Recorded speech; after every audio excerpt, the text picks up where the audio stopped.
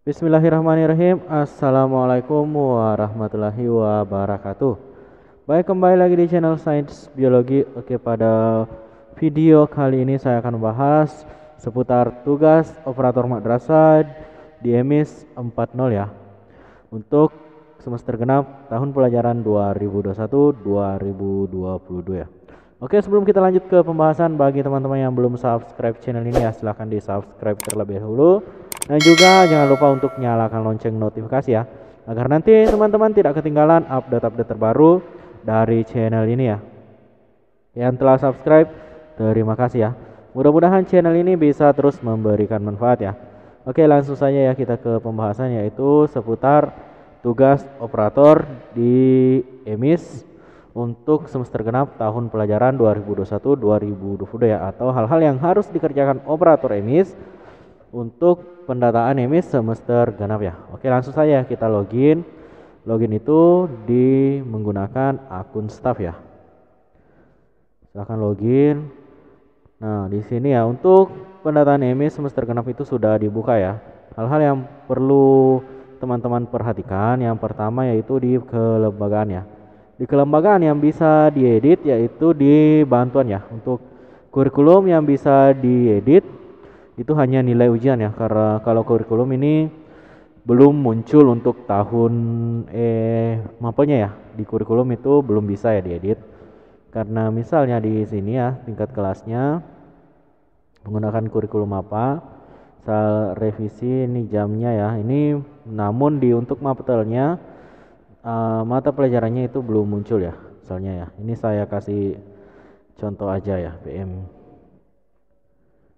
misalnya ini ya. Nah, ini untuk mapelnya ini belum muncul, jadi belum bisa diisi ya untuk kurikulum. Namun teman-teman bisa mengisi kurikulum di rombongan belajar ya. Untuk kurikulum setiap tingkatan ini bisa diisi di rombel. Teman-teman bisa langsung ke rombel ya, kemudian lihat misalnya dilihat detail ya. Nah, di sini edit rombel, di sini muncul ya untuk pengisian kurikulum dan jurusan ya. Ini silahkan teman-teman edit ya untuk rombelnya.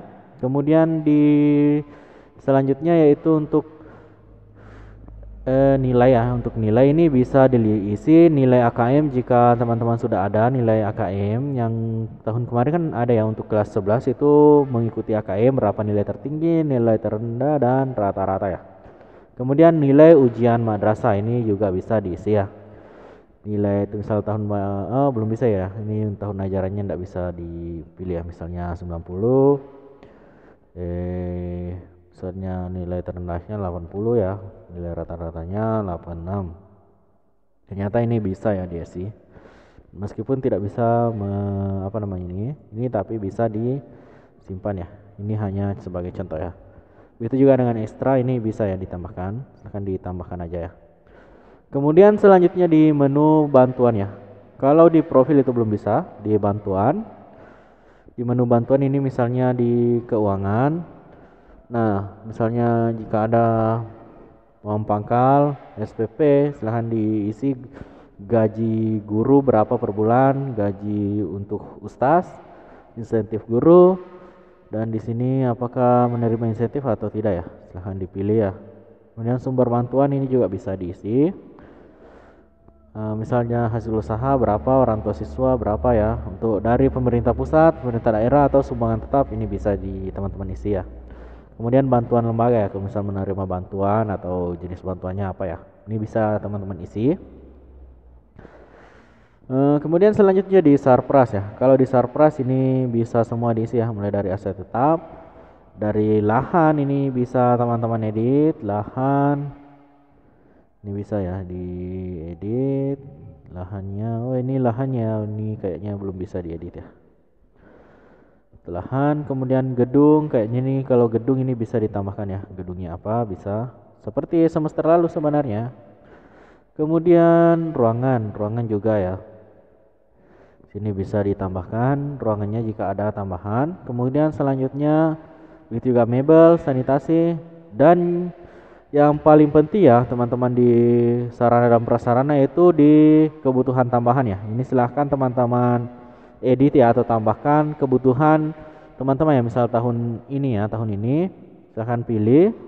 Kemudian jenis kebutuhan, misalnya tambahan ruang belajar ya. Nah, jumlahnya berapa? Misalnya 3 ya, saya 3 misalnya. Ini urutan keberapa? Misalnya adalah urutan pertama ya. Ini kenapa sifatnya mendesak ya? Ini silahkan diupload fotonya, bisa di foto. Kenapa mendesak? Apa karena kekurangan ruang kelas? Kalau saya di sini ya karena memang pembelajarannya itu dilakukan di masjid, jadi ini sangat sangat mendesak ya. Silahkan diklik simpan ya. Nah ini contohnya misalnya ya. Ditambah misalnya tahun ini lagi ya untuk kebutuhannya misal guru. Nah, kenapa berapa jumlah guru yang diminta? Ini di rankingnya ranking berapa? Apakah ranking 1 sampai 10 ya? Saya pilihannya. Nah, seperti itu ya. Nah, saya lihat ternyata ranking 10 itu sangat mendesak dan ranking 1 itu mendesak ya. Jadi artinya makin tinggi rankingnya itu makin mendesak ya. Kita ubah dulu karena ini sudah sangat mendesak, jadi kita kepilih 10 ya. Nah seperti itu ya, sangat mendesak ya. Nah seperti itu juga dengan yang lain-lain ya. Kemudian kalau untuk aset lancar, ini misalnya apanya di sini ya, misal kapur berapa stoknya yang dimiliki asrama atau di madrasah ya, bukan asrama. Berapa satuan buah, kotak, silahkan teman-teman pilih, misalnya spidol, kertas A4, silahkan juga difoto ya. Sebenarnya ini sebenarnya bisa dibilang sih tidak terlalu penting ya, tapi wajib untuk dikerjakan ya. Namun ini juga kalau untuk aset lancar ya tidak terlalu penting ya. Kemudian selanjutnya di siswa. Nah, data siswa ini sangat penting ya. Ini juga karena mencangkup data-data siswa nanti di ujian dan juga di Verval PD dan untuk penerbitan NISN ya, karena biasa kalau misal data orang tuanya salah itu nanti akan berpengaruh kepada NISN dan pendataan siswa juga akan acak ya di Dukcapil nanti tidak sesuai, teman-teman juga yang akan repot. Jadi intinya data siswa itu sangat dibutuhkan untuk perbaikannya. Kemudian di mutasi, kalau misal ada siswa mutasinya masuk atau mutasi keluar silahkan dimutasi ya. Kemudian untuk akademik, ini untuk akademik ini belum ya. Nanti di semester depan ya, semester ganjil tahun ajaran berapa siswa yang mau dinaikkan ini belum dikerjakan untuk semester genap ini ya. Nanti semester ganjil ya. Untuk di menu akademik ya. Tapi teman-teman bisa cek-cek siswa gandanya ya. Oke, itu untuk data siswa. Kemudian kita pindah ke data guru ya. Nah, data guru sama ya. Di sini hal-hal yang teman-teman perlu perhatikan yaitu untuk total jamnya ya. Nah ini saya sudah isi sebagian ya, ada juga yang belum. Misalnya ini kita ingin misalnya saya kasihkan contoh satu guru aja ya. Misalnya di siapa ya. Nah misalnya ini yang nomor 3 ya. Oke, untuk penambahan jam itu di teman-teman pilih di tugas utama ya. Di tugas utama teman-teman silahkan pilih apa jenis tugas utamanya ya. Kita ini bisa dipilih ya, namun kadang ini tombol tambahnya tidak muncul ya, itu karena biasa karena jaringan ya. Nah misalnya ini di tugas utamanya ya silahkan tambah, misalnya berapa kelas untuk pembelajaran ini kan tadi saya sudah isi ya. Oke, yang belum saya isi aja ya, saya misalnya di data guru ini yang belum pernah saya isi. Ingat ya, tugas utama itu hanya untuk satu mapel ya. Kalau tugas tambahan misalnya dia mengajar atau mengampu 2 mapel, dimasukkan untuk mapel yang lainnya di tugas tambahan aja. Misalnya ini yang ini saya belum isi, silahkan dipilih untuk tugas tambahannya ya. Nah untuk tugas tambahan silahkan dipilih mapel apa yang diampu. Nah ini misalnya di sini tambah ya. Kemudian jenis aktivitas pembelajaran, jenis tugas, guru mapel, mata pelajaran yang diampu misalnya PKN ya. Rombelnya silahkan pilih rombel. Nah berapa jumlah jam untuk PKN ya. Ini sesuai dengan kurikulum ya. Misalnya saya kasih 4 ya.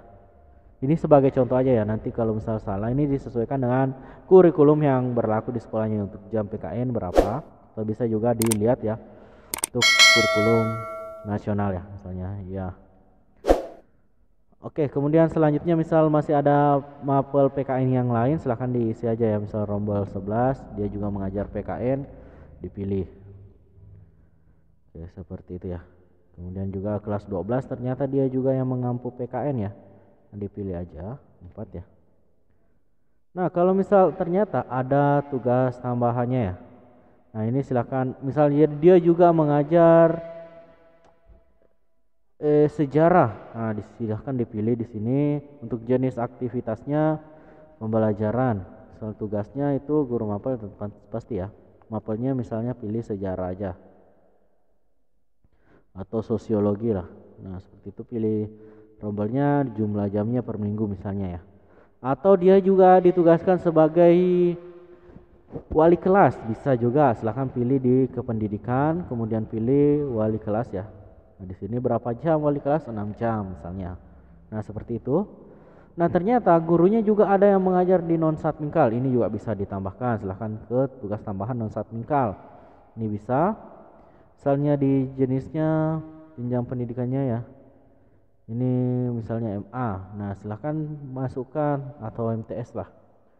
Masukkan nama sekolahnya. Misalnya saya di sini Darus Salihin ya, MTS Darus Salihin. Nah, terus nah ini misalnya. Nah, jenis aktivitasnya pembelajaran guru, dia mapel apa misalnya?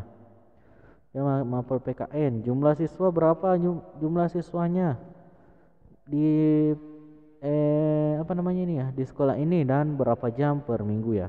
Ini langsung dihitung jika 3 kelas berapa siswa ampunya per 3 kelas di jumlah semua, dan juga jamnya juga ya di jumlah jamnya, dan juga yang lain ini bisa teman-teman isi ya. Web pesantren ini semua sudah bisa teman-teman lengkapi untuk data guru ya. Nah, selanjutnya di guru dan tenaga pendidikan yaitu mutasi. Ini jika misal ada guru yang masuk silahkan dimutasi masuk, atau ada yang keluar bisa dimutasi keluar ya, atau pindah ya. Kemudian di pengajuan GTK misal ada guru baru yang masuk ya dan belum pernah terdaftar di EMIS, ini bisa langsung mengajukan ya. Berdasarkan NIK, berdasarkan nama tanda lahir ya. Ini bisa. Kemudian selanjutnya di rombongan belajar. Kalau di rombongan belajar ya, kalau misalnya ada siswa pindahannya yang belum masuk di rombel, ini bisa ya. Kemudian untuk menu konfirmasi ini belum ya, karena ini masih awal. Namun nanti ya setelah semua pendataan selesai, nanti misal di bulan-bulan Mei itu sudah bisa melakukan konfirmasi ya. Namun teman-teman ya, yang pasti untuk saat ini silahkan fokus untuk di data siswa, di data Sarpras ya. Karena itu dan juga data GTK ya. Yang ketiga itu Sarpras, siswa dan GTK ya. Nah, itu yang teman-teman fokuskan untuk pendataan EMIS ini ya. Terutama di data siswa, karena siswa itu sangat berpengaruh di nanti pada pendataan ujian nasional ya. Dan juga di Verval PD ya. Nah, itu yang paling penting. Kalau di Sarpras ini sangat berpengaruh untuk pemberian bantuan oleh pusat. Karena segala jenis bantuan itu berdasarkan di EMIS. Begitu juga kalau di GTK itu berpengaruh untuk data asesmen guru, AKG, dan juga untuk pemberian tunjangan guru ya. Nah, seperti itu. Mungkin itu aja yang sempat saya sampaikan. Jika misal ada kekurangan mohon dimaafkan ya. Jika misal ada yang kurang jelas silahkan teman-teman tanyakan aja di kolom komentar ya. Nanti saya komen dan saling share ya, karena di sini kita saling berbagi sesama operator ya.